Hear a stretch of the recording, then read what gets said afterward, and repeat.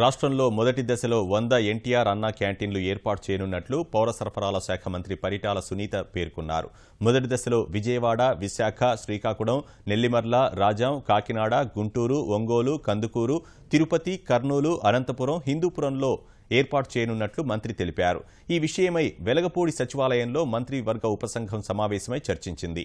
వెలగపూడి సచివాలయానికి సమీపంలో ఏర్పాటు చేసిన క్యాంటీన్కు మంచి స్పందన వచ్చిందన్న మంత్రి అక్కడ అందిస్తున్న విధంగానే తక్కువ ధరకు ఉదయం, మధ్యాహ్నం వేళల్లో ఆహార పదార్థాలు అందుబాటులో ఉంచుతామన్నారు.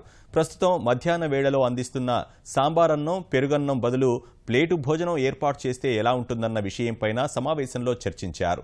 సాంబారన్నం, పులిహోర, పెరుగన్నంకు కలిపి మొత్తం 13 రూపాయలు ఖర్చవుతుందని, దానికి బదులుగా ప్లేటు భోజనం 10 రూపాయలకే అందిస్తామని అక్షయపాత్ర ప్రతినిధులు తెలియజేశారు. ఈ విషయాన్ని సీఎం దృష్టికి తీసుకువెళ్లాలని మంత్రులు నిర్ణయించారు.